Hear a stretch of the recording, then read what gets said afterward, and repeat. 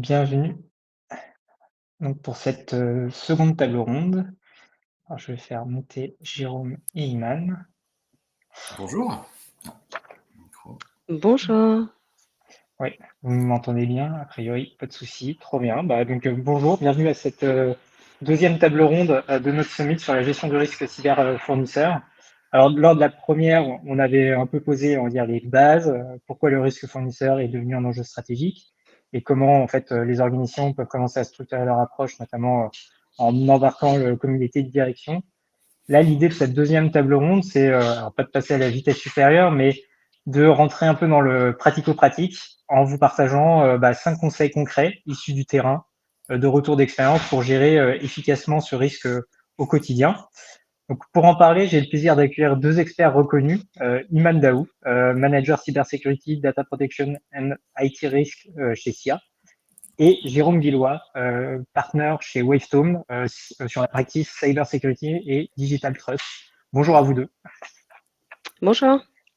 Bonjour. Euh, donc, peut-être juste avant de vous laisser la parole, Jérôme et Iman, on avait un petit sondage pour vous, donc je vais lancer. Et ce sondage, c'est euh, dites-nous franchement, hein, aujourd'hui, est-ce que votre organisation gère-t-elle efficacement ce risque, donc le risque cyber lié à ses fournisseurs? Donc je vais vous laisser, euh, hop, je viens de lancer le sondage à droite qui doit apparaître. Je vais vous laisser quelques instants pour, voilà, quelques secondes, on va dire, pour y répondre. Et en fonction de ça, on va pouvoir lancer après notre table ronde.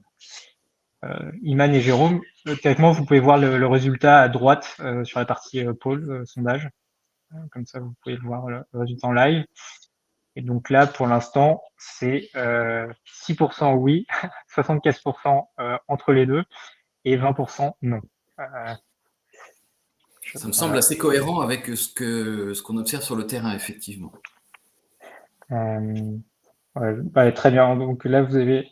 Ouais, alors ça remonte un peu. Donc on va arrêter là. 14%, 70% et 17%. Donc 70%, il y a un gros ventre, on va dire, moyen entre oui, pas complètement, ou non, quand même, on fait quelque chose.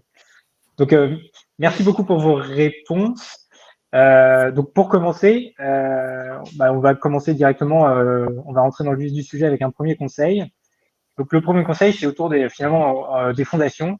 Parce qu'avant de parler même outils, audits, indicateurs, il y a une question de gouvernance et de culture partagée. Une première question pour toi, Iman, un premier conseil aussi que tu voulais partager. Pourquoi c'est indispensable d'avoir un cadre clair sur cette gestion de risque et comment faire en sorte que la responsabilité cyber ne reste pas uniquement entre les mains de l'équipe cybersécurité, mais soit globalement partagée entre les différentes équipes métiers, achats ou autres. Bien sûr. Alors, lorsqu'on parle de cyber-risques liés aux fournisseurs, hélas, il y a une erreur qui persiste et que je constate encore trop souvent, qui est celle de justement réduire ce sujet à un sujet purement technique. Or, il s'agit avant tout d'une question de gouvernance, hein, comme tu disais à juste titre, et nous le constatons d'ailleurs à travers toutes ces réglementations européennes que nous voyons émergentes, hein. Je pense à DORA pour, le secteur financier, à NIS2 qui va venir, dépasser, hein, le seul périmètre, IT et même au RGPD lorsqu'il s'agit de sous-traitants qui manipulent des données personnelles. Et en réalité, toutes ces réglementations, elles ont un point commun, celle de placer directement, le conseil d'administration ou l'organe de direction, face à ses responsabilités. Autrement dit, le risque fournisseur, n'est plus ou ne doit plus être réservé, à la DSI, aux achats, aux process owners, mais il doit vraiment, on voit qu'il va engager la responsabilité juridique et réputationnelle, de toute l'entreprise. Et ce que cela implique, hein, pour répondre à ta question, Étienne, cela implique 2 choses fondamentales. La première, c'est d'intégrer donc ce risque fournisseur au cadre global de gouvernance des risques, au même titre, par exemple, que la continuité d'activité, que la conformité réglementaire et avoir un reporting cybersécurité lié au tiers qui doit monter, au comité risque et au COMEX et pas rester confiné comme on le voit encore trop souvent aux équipes techniques. Et puis cela implique aussi, d'instaurer une culture de responsabilité partagée. Hem la sécurité des tiers, ne peut pas reposer, sur une seule fonction. Elle doit vraiment, mobiliser, les achats, le juridique, le métier, l'IT et la sécurité, parce qu'on va s'apercevoir que chacune de ces fonctions, chacun de ces maillons, représente quelque part ou détient un levier de maîtrise du risque. Donc, les achats dans la sélection, dans le processus de sélection, le juridique dans le processus de contractualisation, les métiers dans l'usage et la priorisation, la DSI dans la supervision et les équipes sécurité dans la sécurité ou dans la sécurisation de l'ensemble de ce dispositif. Alors, je suis très clair. Et peut-être alors, lié à ça, une question pour toi, Jérôme. Comment, de ton expérience, est-ce que tu aurais des tips pour vraiment justement faire en sorte que les achats, les équipes légales, même les équipes métiers, prennent bien ce sujet à corps et justement aient bien aussi une part de responsabilité dans cette gestion de risque-là. Ouais, de ton expérience, est-ce que tu as des éléments que tu voulais nous partager? Le premier élément, c'est de voir quelle est l'importance du risque fournisseur hors cyber dans les structures. En fait, on va avoir des structures qui sont extrêmement dépendantes de leurs fournisseurs, d'autres un peu moins. Je pense que toutes le sont dans une certaine mesure, mais voilà, il y a des niveaux d'exigence qui vont être plus ou moins forts. Et clairement, je pense que le meilleur conseil, c'est de ne pas réinventer la roue. Iman le disait, si on reste enfermé dans la cybersécurité, qu'on essaye de créer son propre process de suivi de tous les contrats, de toutes les relations avec tous les fournisseurs, etc., on va vite ne pas avoir assez de moyens, on va vite faire des choses en double avec les autres fonctions de l'entreprise. Donc je pense que vraiment le point clé, c'est d'aller voir tous les interlocuteurs qu'Iman citait, en particulier la direction des achats, qui est le pilier de cette démarche-là, de voir comment eux gèrent les risques fournisseurs, parce que là on parle du risque cyber, mais des risques fournisseurs, il y en a bien d'autres, et finalement de jouer un peu le caméléon, d'être dans une approche qui soit déjà celle de l'entreprise, et petit à petit d'arriver à intégrer la cybersécurité dans la gestion des risques fournisseurs. Ouais, super intéressant. Cette histoire de caméléon, et en effet, quand on dit risque cyber fournisseur, il y a déjà risque fournisseur, et c'est un risque qui est porté par les achats en priorité, même s'ils sont sur la partie cyber, ils doivent se reposer sur les équipes cyber parce qu'ils n'ont pas cette expertise-là.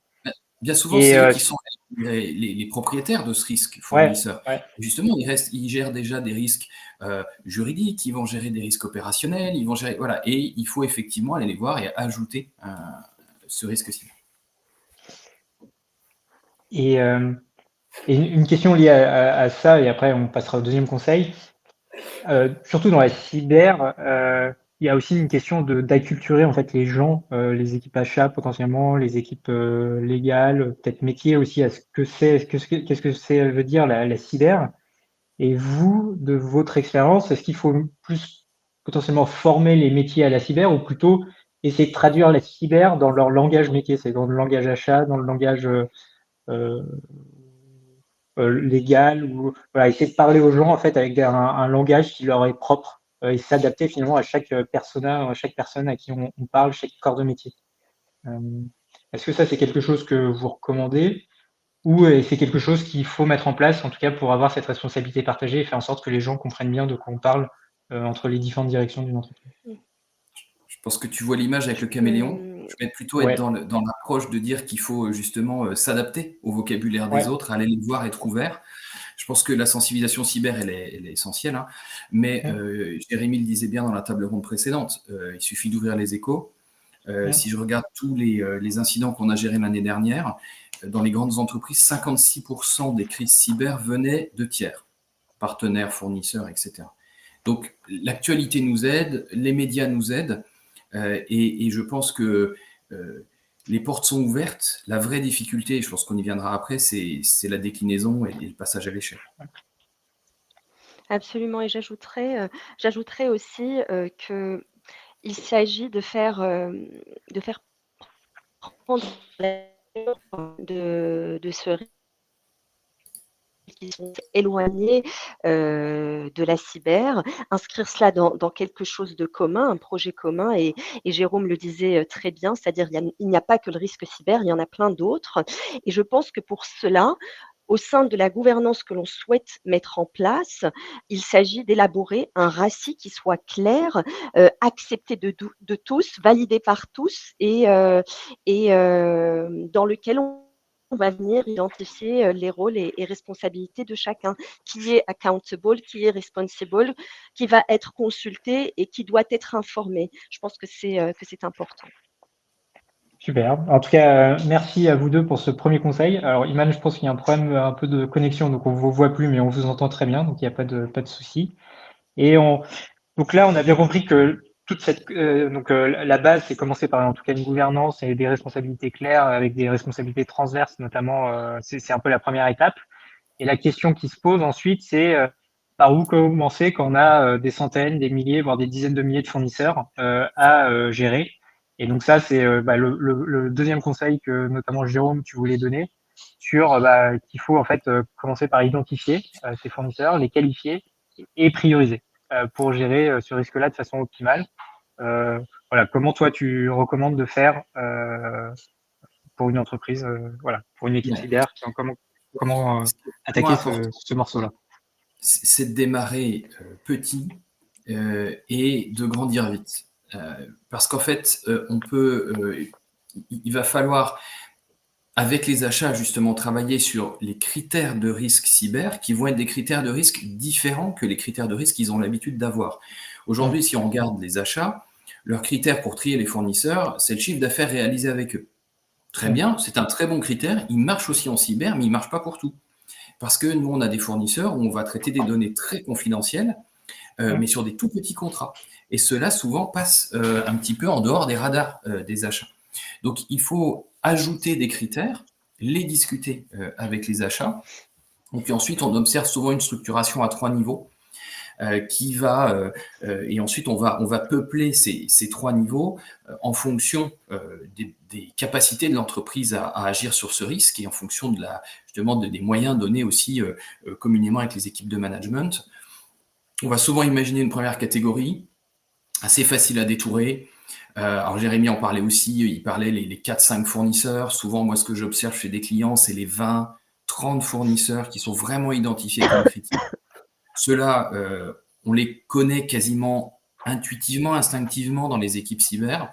C'est ceux-là sur lesquels on va mettre tout de suite le paquet, des audits, des revues, des liens avec le RSSI, de la structure en face, parce qu'ils représentent vraiment un risque important. Ensuite, on va aller dans la deuxième catégorie. Là, on rentre dans plutôt les centaines de fournisseurs, autour d'une centaine, plusieurs centaines suivant les moyens qu'on a. Et là, on va identifier que ce sont des fournisseurs qui sont critiques et sur lesquels on va essayer d'avoir une approche qui soit un peu industrialisée, un peu massifiée. Donc là, arrivent justement les questionnaires qui sont de plus en plus automatisés, arrivent des plateformes d'évaluation de ces tiers, et on est vraiment dans cette logique du passage à l'échelle. Et ensuite, il y a tout le reste. Et tout le reste, c'est quand même beaucoup, hein, parce que un grand compte du CAC 40, on peut avoir jusqu'à 100 000 fournisseurs. Alors, ça va du tout petit fournisseur de la société qui assure l'entretien des espaces verts du siège, où il n'y a pas trop de risque cyber, bon, peut-être un risque de contrôle d'accès, mais qui est somme toute plus limité que le fournisseur IT qui fait fonctionner le site web qui génère 30% du chiffre d'affaires. Donc, pour toute cette dernière catégorie, je pense qu'il ne faut pas s'épuiser dessus. La bonne approche, hein, c'est évidemment de modifier les clauses types dont dispose souvent l'entreprise, d'y insérer des exigences de cybersécurité pour avoir une forme de, un terme un peu fort, mais de protection juridique, c'est-à-dire qu'en cas de problème, on sait quand même où sont les responsabilités, on peut se retourner vers les fournisseurs. C'est pas parfait, mais ça permet quand même d'attaquer. Non, super clair. On en parlera justement dans le conseil 3.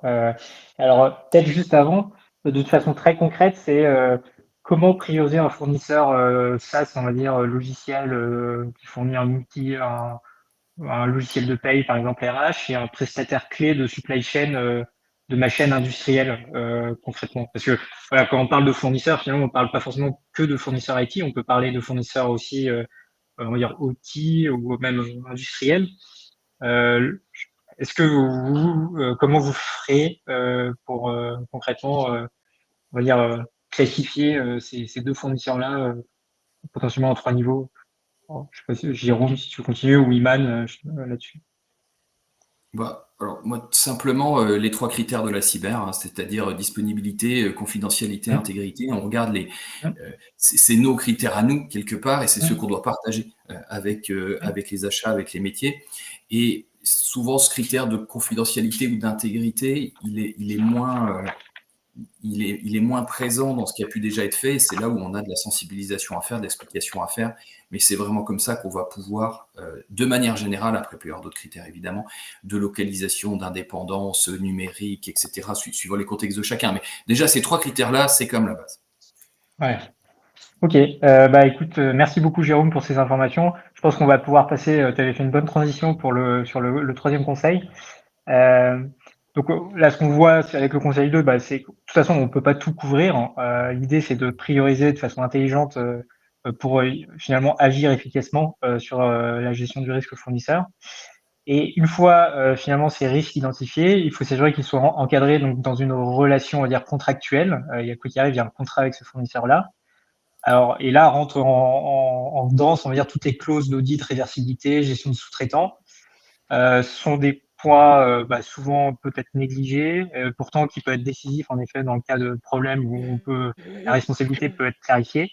Iman, là-dessus, de ton expérience, quelle est la meilleure façon bah, en fait, de finalement de garder le contrôle vis-à-vis de ses sous-traitants, même quand on confie des pans entiers de son activité à des tiers, notamment avec finalement avec le contrat que tu as avec ce tiers-là. Donc toi, c'était vraiment le conseil 3 que tu voulais donner, c'est finalement utiliser cet outil, la contractualisation, comme une façon de aussi garder le contrôle de sa relation avec les fournisseurs et de gérer ce risque-là.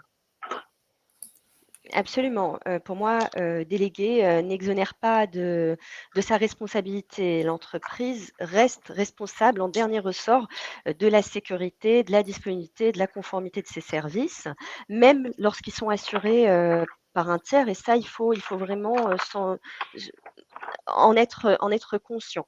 Donc effectivement, ça va se jouer dans les contrats, puisque le contrat va être, quelque part une première ligne de défense, et donc il doit être négocié, en conséquent, pas uniquement, sous l'angle du SLA, pour justement garder le contrôle, et inscrire noir sur blanc, sur ce contrat, des clauses de sécurité et de gouvernance. Alors, je peux parler peut-être, ou évoquer, certains, certaines choses qui doivent, des points qui doivent, figurer, dans les contrats pour être sûr, qu'on vient bien jalonner, la chose. La première qui, à mon sens, est très importante, c'est la réversibilité et l'assistance, au transfert. C'est-à-dire que la réversibilité, on en parle, on sait ce que c'est, mais on ne se rend pas compte à quel point, heu, on risque de rester, ou de devenir un captif technologique. C'est-à-dire qu'une fois, entré, on ne peut plus sortir. Donc il s'agit bien de définir avec le tiers comment on va sortir concrètement, comment on fait si on veut sortir. Donc comment les données vont nous être restituées et dans quel format, avec quelle garantie, et aussi dans quel délai. Donc c'est très important de savoir, c'est-à-dire une restitution en 6 mois, c'est pas une restitution, en 2 semaines. Donc il faut être très concret sur les délais de restitution, mais aussi sur l'assistance technique, c'est-à-dire sans le support du fournisseur, la sortie peut devenir une opération très compliquée. On a aussi peut-être des clauses d'audit ou des droits d'audit et de supervision. Ça permet aussi de créer de la confiance avec le tiers, mais sans jamais tout à fait fermer les yeux, hein. Donc, il faut permettre, ou il faut garantir en signant ces contrats-là avec des droits d'audit, qu'on peut aller vérifier, auditer, donc évaluer le respect des clauses de sécurité qu'on a inscrits, tester aussi peut-être la résilience en conditions réelles et bien veiller à documenter les obligations, vis-à-vis du régulateur, et des auditeurs internes. C'est-à-dire que, hem sans ce droit, on va être réduit à accepter peut-être aveuglément, les rapports que les fournisseurs, vont bien vouloir, nous transmettre et ce serait dommage et c'est pour ça d'ailleurs que, par exemple, DORA, et les différentes guidelines européennes vont rappeler que l'entreprise doit rester en capacité d'auditer, de superviser à tout moment, même si les services sont délégués à d'autres tiers.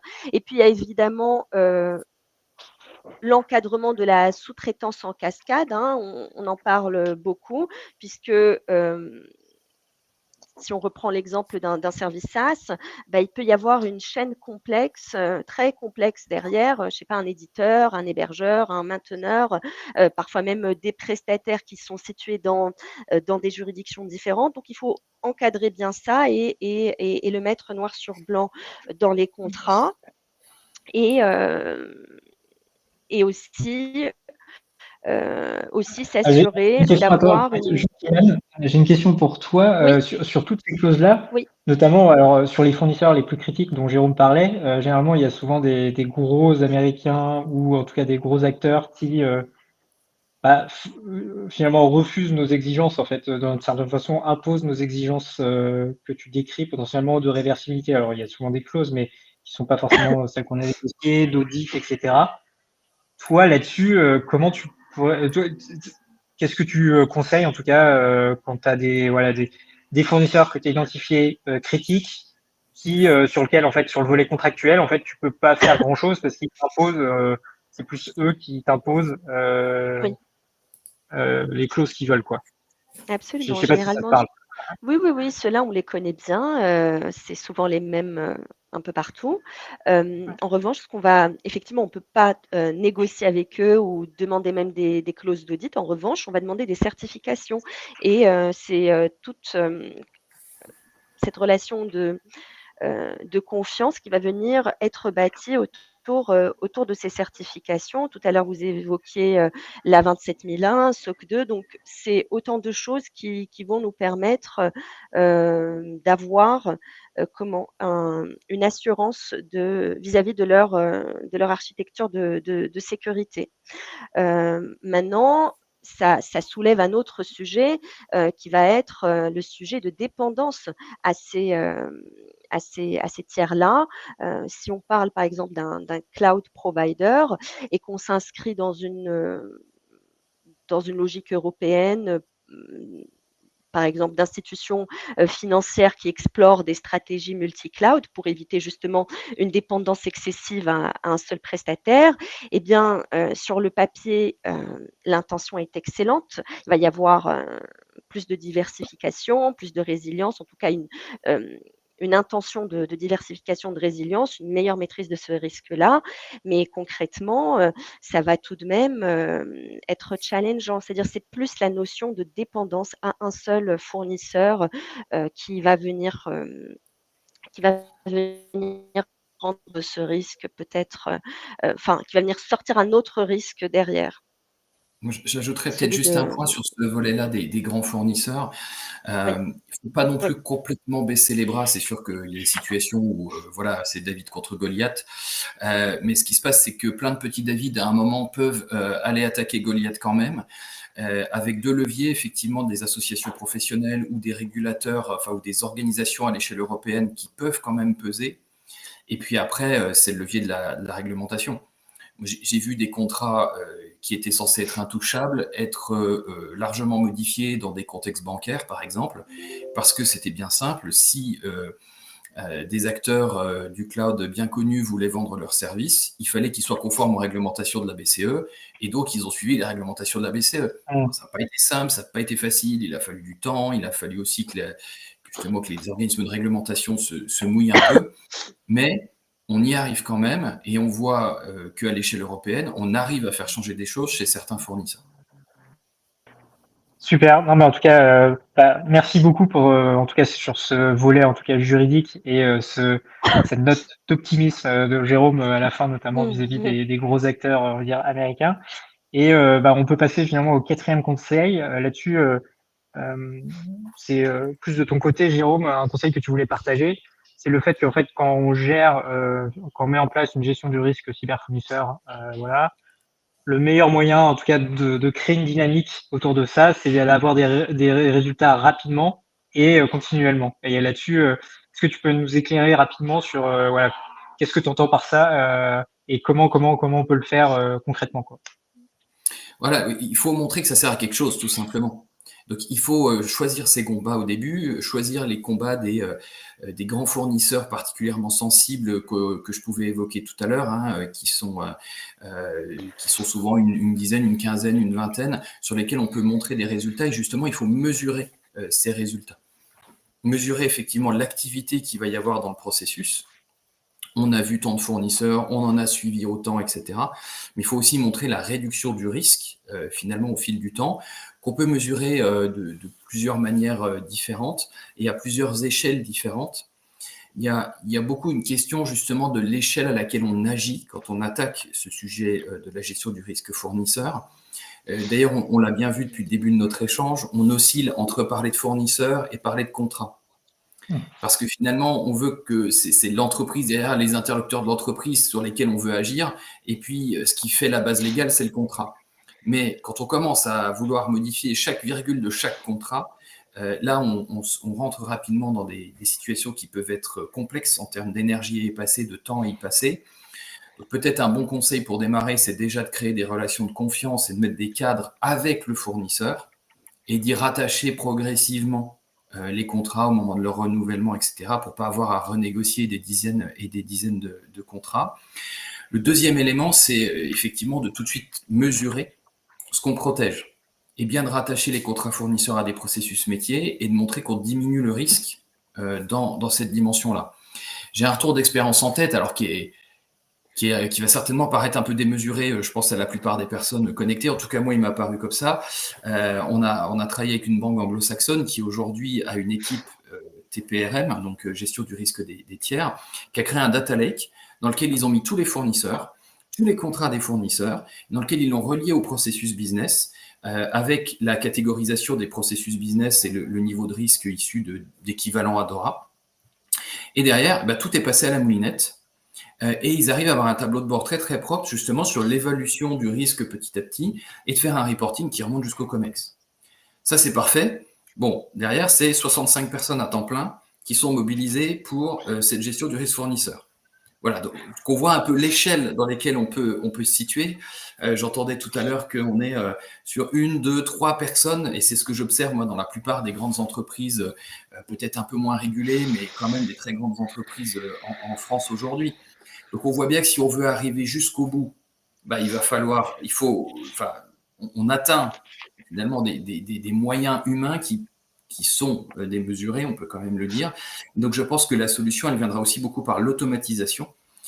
Odile l'évoquait un peu en disant, voilà, il y avait une question sur ce sujet-là, l'apport de l'intelligence artificielle qui va pouvoir accélérer les évaluations, qui va pouvoir accélérer la manière dont on va analyser les documents, les comparer.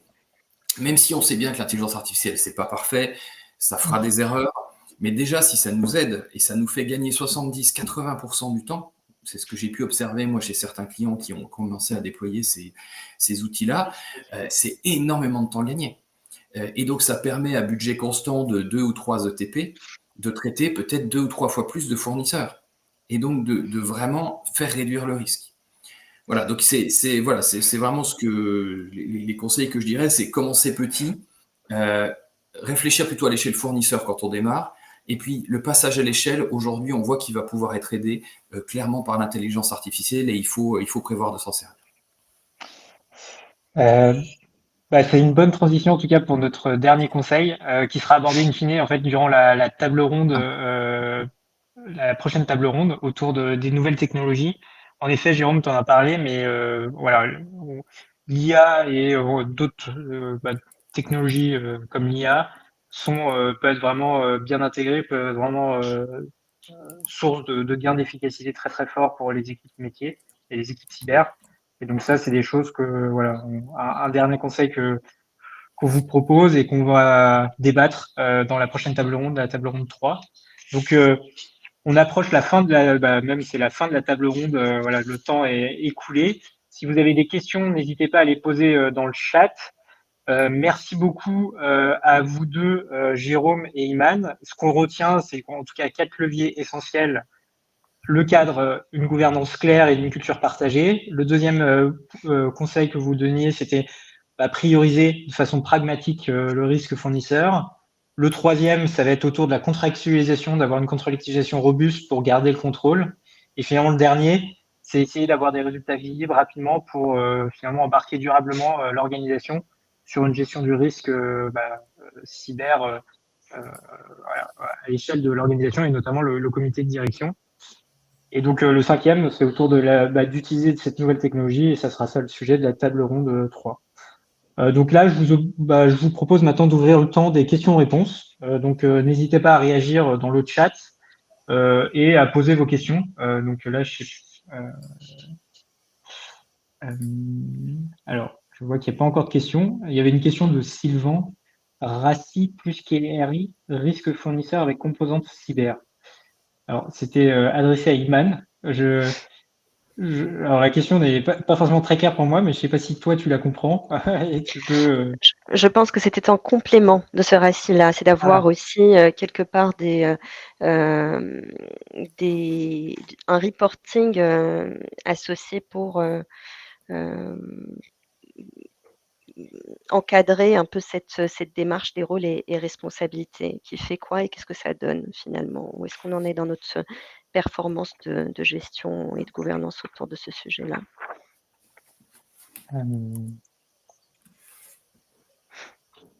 Alors, je vois. Une question de Valérie. De votre expérience, qui négocie les clauses cyber dans les contrats dans les entreprises? Ça dépend. Ça va être ça la réponse. En fait, quand on rentre vraiment dans les débats cyber, il faut une force cyber parce qu'en fait, qu'est-ce qui se passe, c'est que il y a une première négociation un peu générale sur des clauses types, là, qui peuvent être gérées à l'échelle par les achats, dans des cadres déjà définis. Et puis, quand on est sur des choses un peu plus poussées, là, ça va être les RSSI ou les spécialistes cyber de chaque côté qui vont échanger. Comme d'ailleurs dans toute négociation d'un contrat, où à un moment, quand on va être sur une spécificité métier, c'est l'expert métier qui va venir pour négocier la bonne chose dans son contrat. Donc, c'est pas anormal, mais par contre, il faut bien le prévoir côté cyber. On ne peut pas complètement déléguer cette responsabilité aux achats. Il faut les former, les faire monter en puissance, mais il faut être là avec eux et être réactif aussi pour pas casser la dynamique dans tout ce mécanisme. Et j'ajouterais aussi peut-être que ces contrats doivent rester agiles et malléables. On a une réglementation européenne, internationale qui avance et qui est en pleine mutation. Il y a une émulation autour. Donc, de la même manière, il faut penser ces contrats comme quelque chose de vivant qu'on pourra, au gré des besoins et notamment des avancées technologiques, revoir, réviser sans qu'on se retrouve dans une usine à gaz. Une question d'Alexandre. On parle d'IA pour aider dans l'évaluation des fournisseurs. Alors, on a à peine abordé, notamment via toi, Jérôme.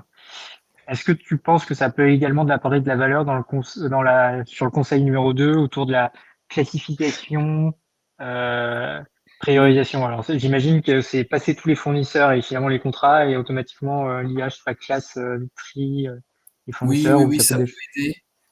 Par contre, l'IA, c'est pas magique non plus, c'est-à-dire qu'elle travaille Ouais, sur des données, c'est-à-dire ouais, que aujourd'hui, s'il n'y a pas une base de référence de contrat avec des critères intelligibles cyber, l'IA va travailler un peu dans le vide. Et elle va sortir quelque chose parce que l'IA sort toujours un résultat, voilà. Mais est-ce que ça aura beaucoup de valeur? Voilà. Donc, s'il y a une base de données avec des éléments déjà bien clairs, des milliers de contrats à trier, peut-être que l'IA apportera, enfin l'IA peut certainement apporter quelque chose. Par contre, de mon point de vue, je trouve que le bon sens et l'instinct, finalement, des responsables IT, des responsables cyber, des grands responsables métiers, permet en tout cas d'attaquer plus vite et d'amener aussi une valeur ressentie plus forte. Parce que si on a été voir les gens, on leur a dit c'est quoi ton top 3 des fournisseurs dont tu peux vraiment pas te passer, où il y aurait un gros problème, et qu'ils voient qu'on les traite, ben, il va y avoir un effet d'entraînement qui est plus positif que de dire j'ai analysé toute la base des 200 000 contrats et j'ai trouvé les 5 000 contrats qu'il faut traiter en priorité. Donc, pour démarrer, peut-être ouais, pas. Par contre, dans le passage à l'échelle, si la base est de qualité, oui. ouais. En tout cas, nous aussi, c'est ce qu'on observe. En tout cas, sur la partie évaluation, là, il y a vraiment des gains de productivité. Sur la partie classification, bon, en tout cas, le tier 1, les plus critiques, vous les avez en tête. Après, bon, les tier 2, tier 3, généralement aussi, c'est simple. Mais ok. Bah, non, mais merci beaucoup. Là, je vois que bah, l'heure, ouais, c'est fini. Les bonnes choses ont une fin. Merci beaucoup, Iman et Jérôme, pour votre temps et pour avoir partagé bah, tous ces conseils et ces exemples concrets avec nous. C'était un plaisir d'animer cette table ronde. Et donc là, la prochaine table ronde va commencer dans quelques instants autour de l'IA, des technologies et à quoi ça va ressembler d'ici 2030. Merci beaucoup et Merci. à très. Hop. Merci. Tac.